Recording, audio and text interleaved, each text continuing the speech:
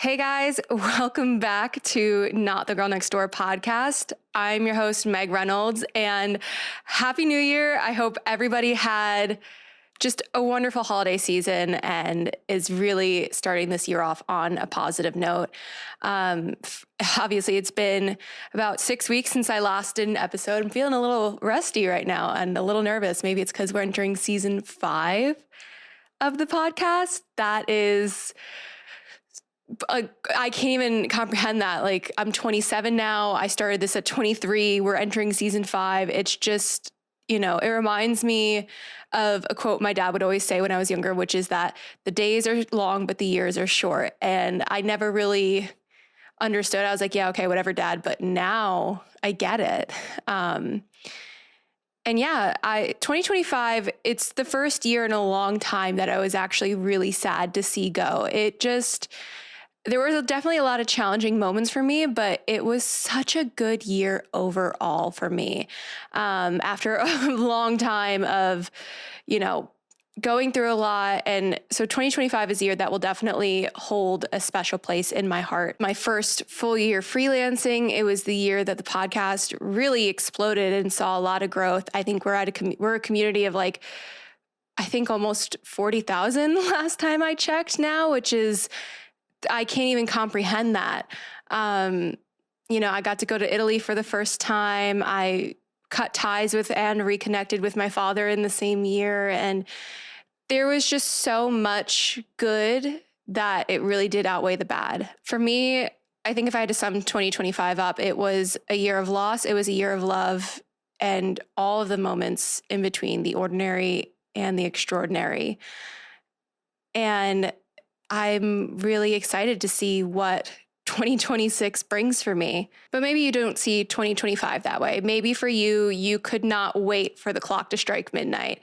Maybe it was the worst year of your life. Maybe you had so much grief and intense pain that you are feeling, not off to a great start this year. If you feel like you went through a year that damn near broke you, I want you to remember something. I want us all to remember something about life. And it's that a good life is one that is still marked by challenges, right? It's going to include heartbreak. It's going to include mistakes. It's going to include failures. It's going to include grief.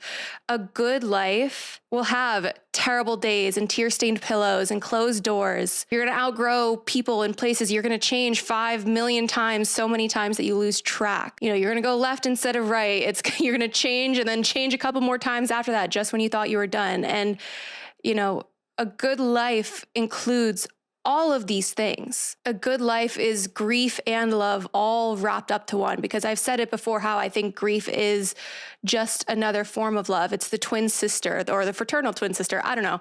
It's the sister of love. And, and Lord knows I've been through my fair share of hard years. In fact, there was a series of years where I was just like, is this ever going to end? Is this pain ever going to end? And am I ever going to feel okay again? And obviously now I do. That's why I'm sitting here talking to you guys about this. But I just want you to remember that whatever you're carrying in this year, I hope you can release yourself from that pain and that guilt and that shame, and you can give yourself the fresh start you deserve. I think 2025 was a milestone year for a lot of people for so many different reasons, not all of them obviously good. And I want you to know that it's just a piece of your story and it doesn't define you. And I hope you can find a way to bring some good out of it. Because when we look at the year ahead, it's only 12 little squares. That's it. 1 year is 12 little squares on a calendar. And in those little squares, there's 365 little squares. That's it. When you look at it like that, just 12 squares on a calendar, that's not a lot. It's a blip of an eye. And that's why it reminds me of that quote. Like I said earlier, my dad would always say that the days are long, but the years are short. And when you look at those 365 little squares, so a lot of those are going to be forgotten in time. They are going to be completely ordinary days. Nothing is going to seemingly happen in those days. They're going to be mundane and they'll be forgotten in time. But this is why I love journaling now and encourage journaling, because my life motto for a long time has been that it's the little moments and it's the little things that matter. And so now that I've gotten back into journaling, it's been really, it'll be nice in a couple years to look back on all those ordinary, mundane moments that I've forgotten about. And on the flip side, some of those little squares are going to be seemingly the best days of your life, and you don't know how it could get any better than this. And then on the other hand, there's going to be some of the worst days of your life, and you're going to be like, oh my God, I just wish I could forget that this ever happened kind of days. But the key is those are your squares to do whatever you want with. This is your life. And that is why I'm starting this season of the podcast talking about, if the title gave away anything, not the girl next, like raised to be the girl next door, breaking these patterns. Like you guys have been with me if you've been with me since the beginning, you guys know how I feel about all this. And you guys know the way my life was going to go. And I'm so glad that it didn't. But I just want us all to remember that it is so important that you live those 12 little squares, those 365 little squares, the way that you want to live them, because you are the person that has to live with the consequences of the decisions that you make. Nobody else does. So you can sit here having people tell you, you need to do this, you need to go get your MBA, you need to go to college, you need to go do whatever it is they're telling you that you need to do. But you're the person that has to actually live with those consequences, whether it's taking out a fuck ton of student loans or ending up in a city you hate with a job you hate, dating a person that you hate simply because you've been with them for so long. You are the person that has to live with the consequences of the choices that you're making. And for your sake, I really hope that your path isn't crystal clear. For me, the only reason my path was crystal clear is because it was the path somebody else was telling me to take and that I had to take. It was never my path. It was the path that people wanted me to go on. And I am somebody who I've always tried to control outcomes. I'm so type A, and it's something I've really worked on. But my life got more clear the more uncertain I was about what was coming next, because certainty is a killer of creativity. If you are doing something completely perfectly, if you are the best at it when you finally start it, it means that you waited too long to start that thing. There is such a beauty in figuring things out in the chaos of life. And I think it is those experiences that actually make you good at whatever it is you're trying to do, instead of just, hopping on a bandwagon. And so here we are. Square one of 12. We are coming off of a year, I think 2025 can also be defined as the year that women were celebrated for choosing themselves finally.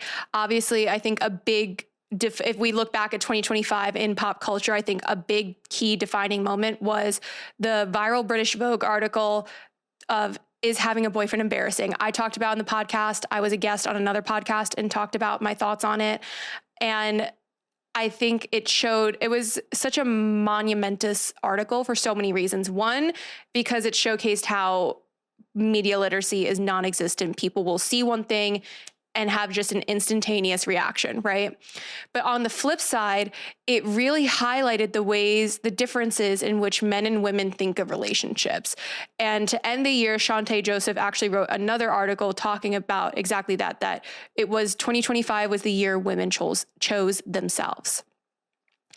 And I can relate to this heavily because I am the first woman in my immediate family to live on her own, to build a life on my own. I will never forget when my mom told me she was so glad I didn't end up with my college boyfriend. And that was really shocking for me to hear because, one, I thought she loved and adored him, and she did. We were together for almost 3 years, but it was shocking because, for me, the path was laid out. We're going to be together. We're going to end up together. Realistically, we would have probably gotten divorced 1,000%.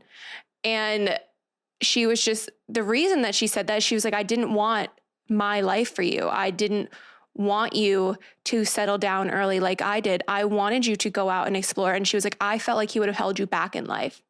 Do you know how crazy that is for my mother? My mother was a stay-at-home mom. She got married at 20 to my father, had me at 26. What does it say about about society when the very women who did all the things that they were supposed to do are telling the younger generation of women, do not do what I did. I do not want this path for you. And yet somehow women are still being shamed and called selfish for not wanting that path. Don't get me wrong. There is absolutely nothing wrong if you do want to settle down young. And if you know yourself, you know that's what you want.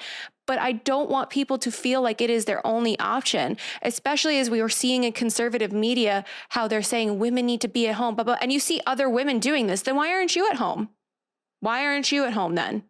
You're sitting there saying the best place a woman can be is in the home raising her children. Then quit your job and go do that. And let the rest of us have the life that we want. Simple as that. And same thing, my grandmother, my mom's mom, her dream was always to be a fashion designer. And I've seen her sketches. She was so talented. Her grandfather made her drop out to get married and start a family.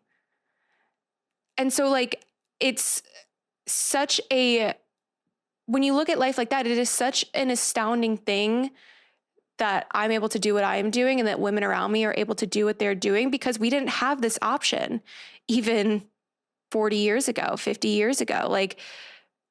As far as we've come, we haven't come far enough in these conversations. And obviously, you guys know I can go off on a tangent on this and how conservative media is trying to do all those things, but that's not what I want to focus on.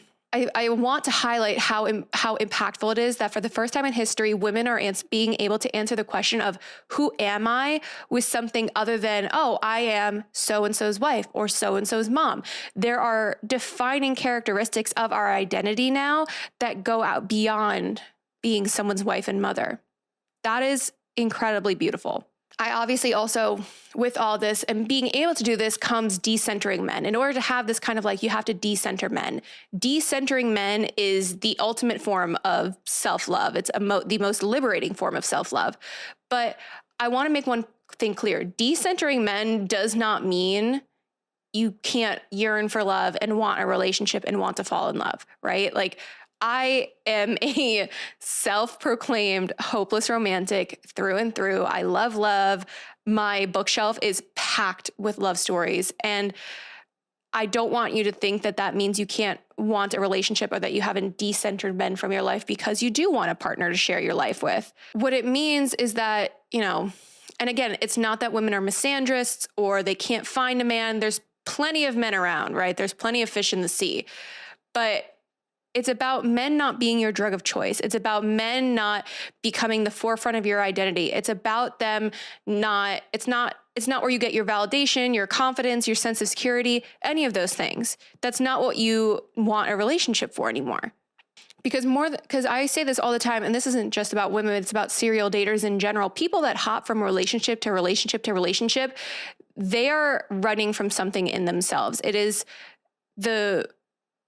they think that the boyfriend or the relationship will be a cure to whatever their symptoms are. If they're not happy, if they're not confident, if they're bored with their life, if they feel like they have no friends, whatever it is, they think having a partner says something about their value as a human being. And that is just not the case. And that is what decentering men is about, it's about recognizing that you are the center of your world, your life, your thoughts, your actions, all of that is your own. And a man, your relationship status does not define you. And that is why I don't understand, decentering men also benefits men, because it allows people for the first time in history to choose a partner purely based on compatibility, to choose someone based on the way that they are treating them, not because they need the paycheck. And again, don't get me wrong. I know there are women who still feed into this part of the patriarchy, right? And they're like, oh, what is he going to buy me and all that stuff. I literally had a clip going viral on the podcast Instagram that got on the wrong side of the algorithm. The comments are absolutely heinous on that video, but in that clip, it's from the episode, God, what episode is it from? I think it's from the episode How to Lose the Wrong Guy in 10 Days or something, whatever, one of my many episodes last season, but that's not the point. In it, I said, the reason I'm single is because I haven't met a man who can give me what I want out of life, who can add value to the life that I have already built for myself, right? And again, it shows media literacy. People are getting, not even just people, mainly men, are getting caught up on that word give and viciously attacking me in the comments. I won't even stoop so low as to say that half of them look like they crawled out of a sewer. Oh, wait, I just did. But what is important about that too is it shows how people still think that if you are not skinny enough, if you're not pretty enough, any of those things, that somehow you are less worthy of love. And that is not the case either. Also, again, none of these men like in the past, I probably would have let these comments get to me, but honestly, I just think they're comical because you guys, half of these people are no profile picture, but it just shows that people are so unhappy within themselves that they think commenting something nasty online is gonna do harm and like say anything about me or whatever. Like it just, the video got on the wrong side of the algorithm. I digress. But it just, I want people to remember too that like your looks, your financial status, any of those things you should not let that make you think you're unworthy of love, right? Like I think and I'm going to touch on this in a minute of what I think for me personally is missing in relationships, but I want, especially women, if you get on the wrong side of the algorithm, to remember that your weight does not make you any less worthy of love. Your looks do not make you any less worthy of love. Like nothing about your physical appearance makes you unworthy of love. Okay. If you are a good person, a kind person who is a good partner, you deserve a happy and healthy relationship. We all do. We all want love. Love and community are so ingrained in the human experience. You know, I don't want, and a lot of these men are saying like, oh, I can't believe you haven't met somebody. Like that means you're too picky. Your standards are too high. Wrong. I will never forget the loneliness I felt in my last relationship. I will never forget falling asleep next to him in a bed that I bought and I paid for on my own, crying to sleep because I felt like this man didn't see me, didn't value me. He, for all intents and purposes, never loved me. I mean, this is the same man that broke up with me saying, I realize I don't love you. I'm just doing what I have to do to keep you around. But then would come back time and time again trying to be my friend. But I don't want to be friends with my ex-girlfriend if I can't fuck her. Like he viewed me as an object, right?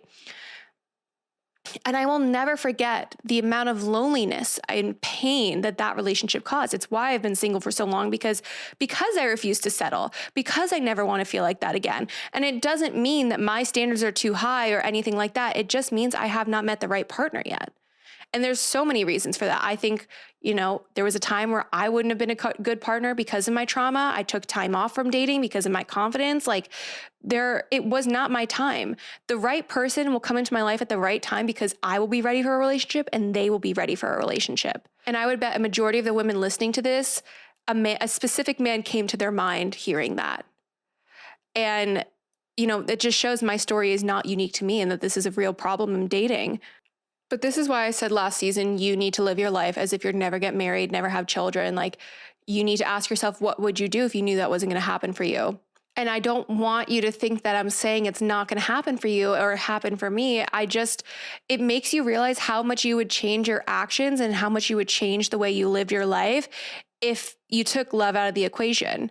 You know, you would invest more in your friendships and in community. You would find hobbies. You would build things on your own for yourself. You would stop waiting to book that trip.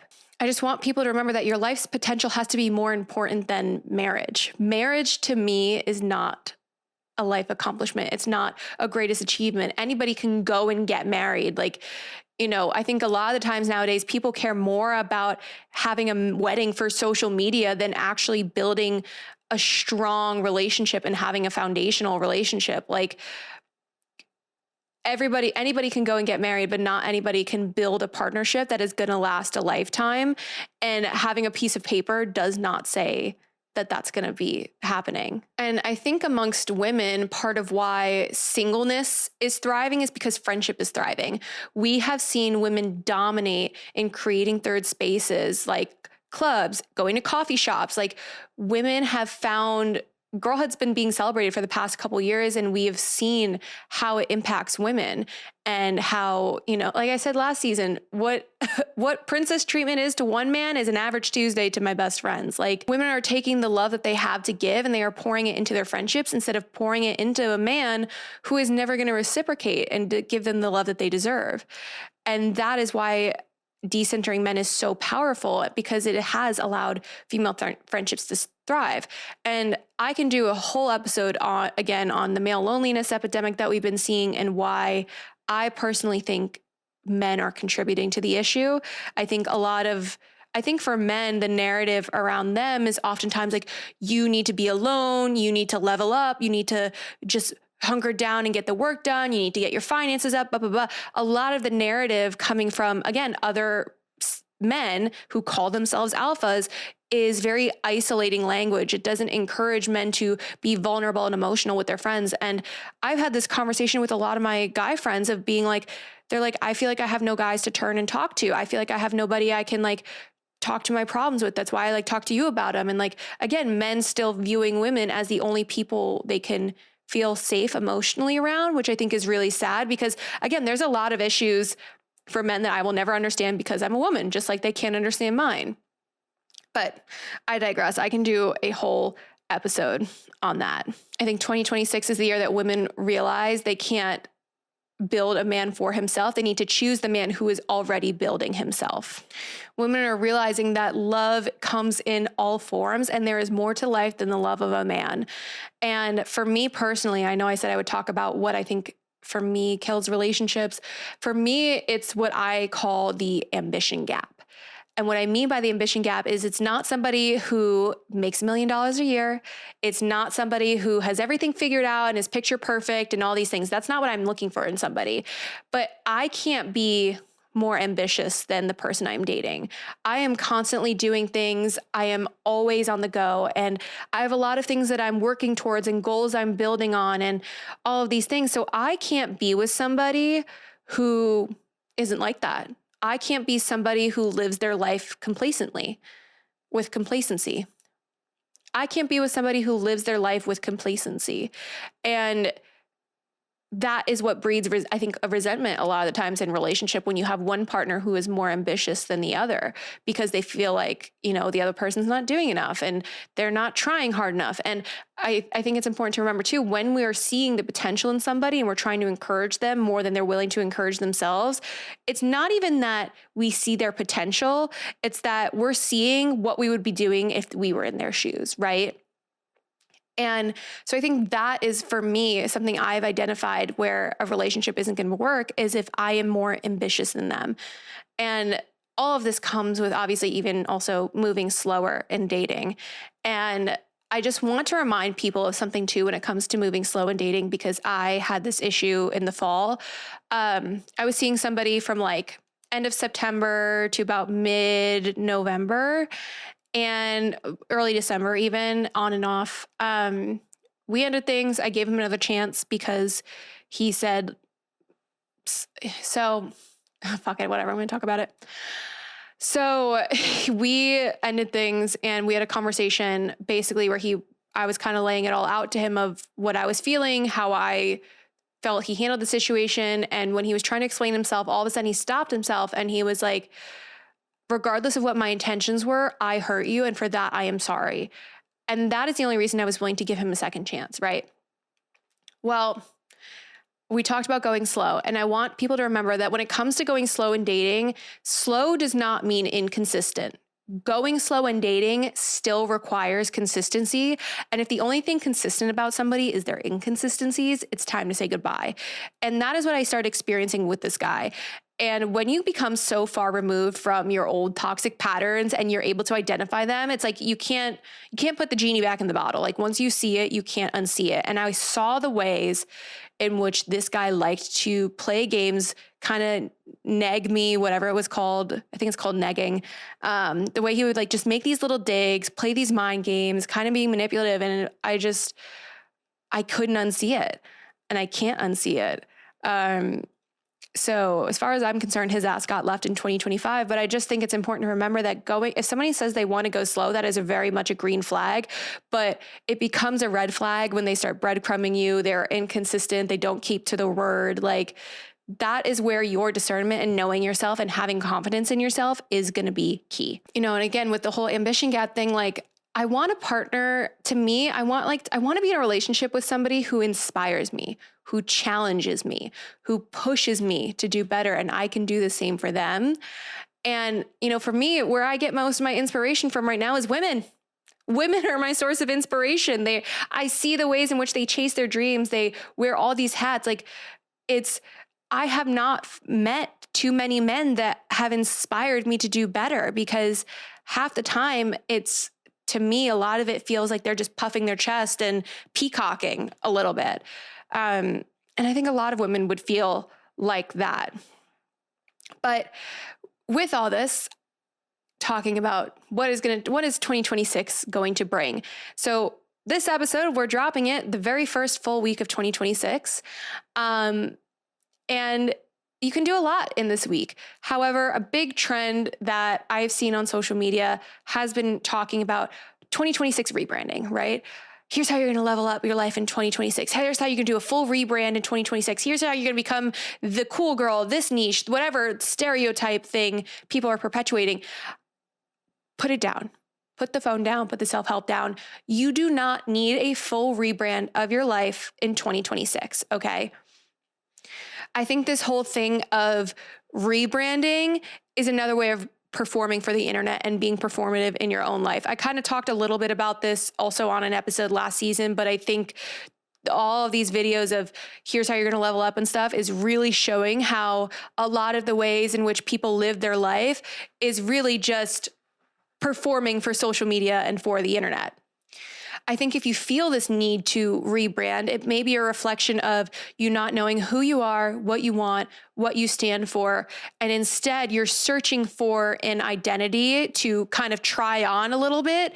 And there's nothing wrong with trying things. That's not what I'm saying here, but just putting on an aesthetic PJ set that a brand sold you and sitting in your bed with an iPad vision boarding isn't going to do this, what you think this rebrand is going to do, right?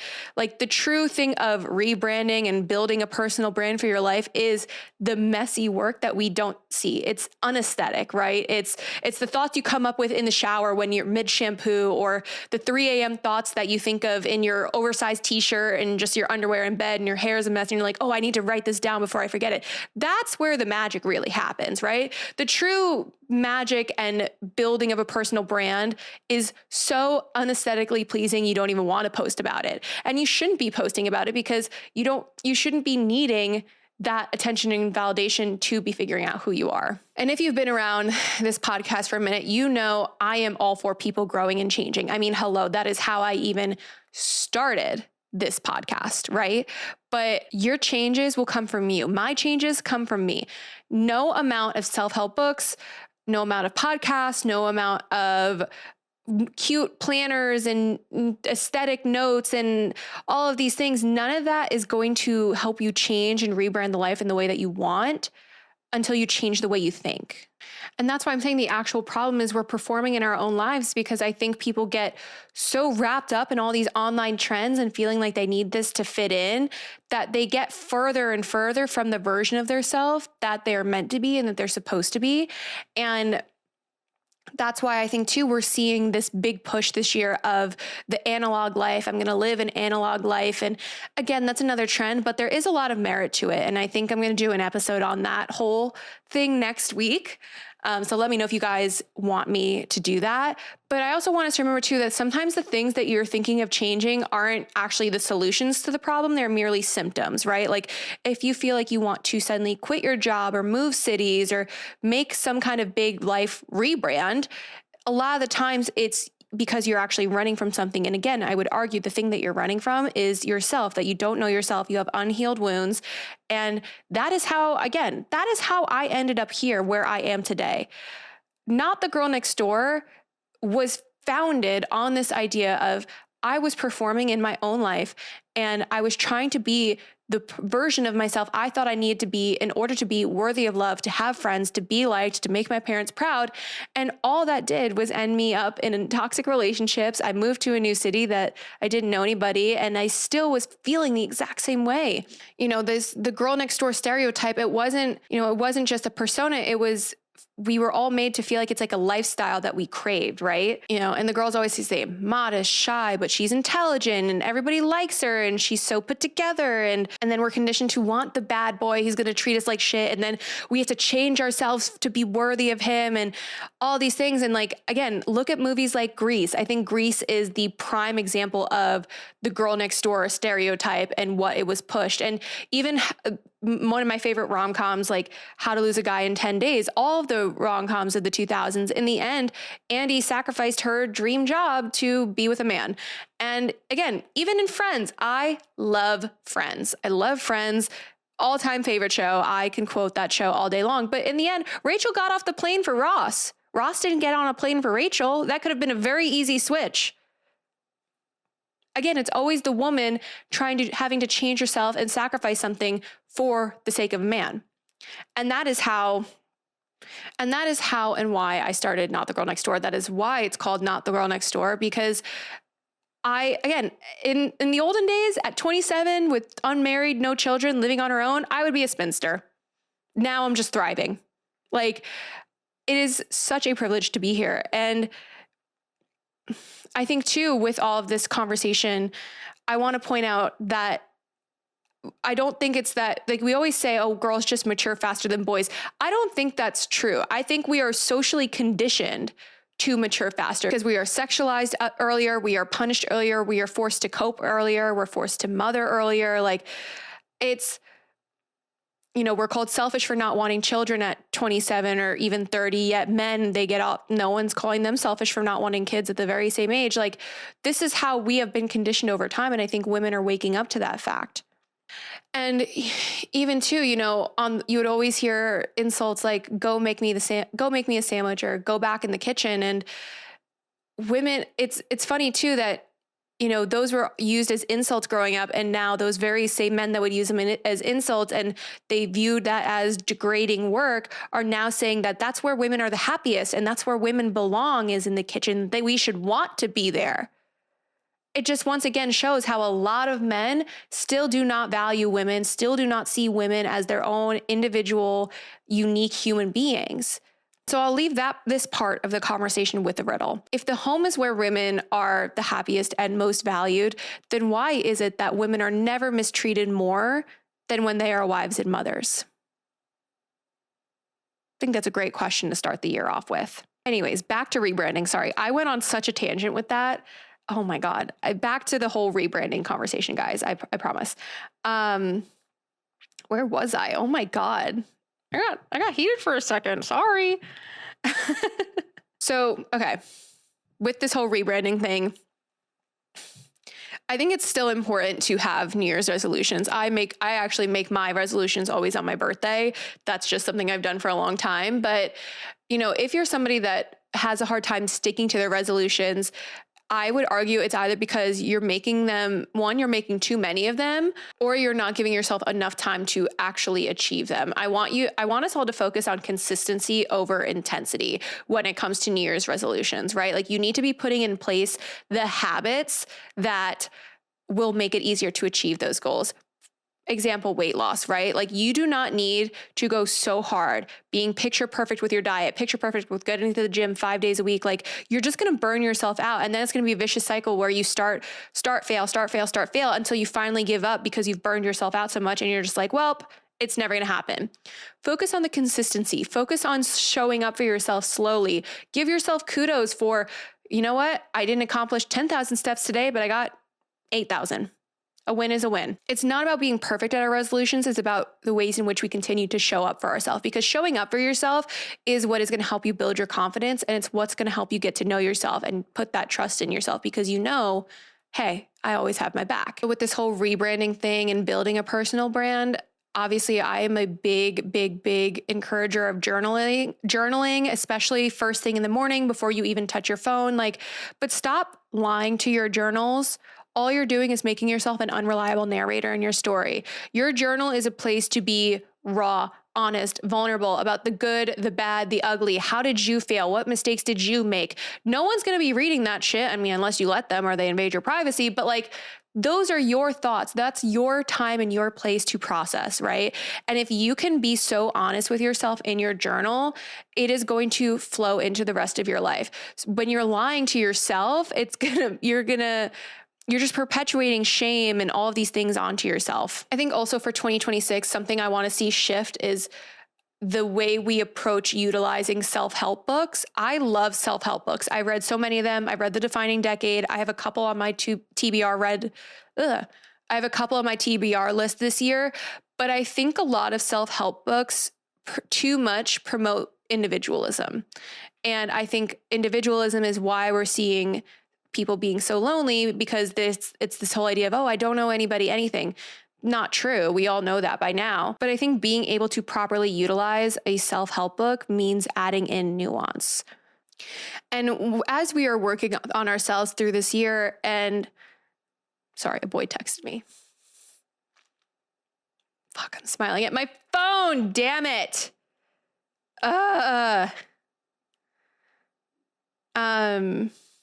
Guys, I already broke my New Year's resolution and I went on a date on New Year's Eve. I liked him. We had fun. We'll see. We're supposed to go out again. I don't know. New Year's Eve man may or may not be around by the time episode 2 comes out. Who fucking knows?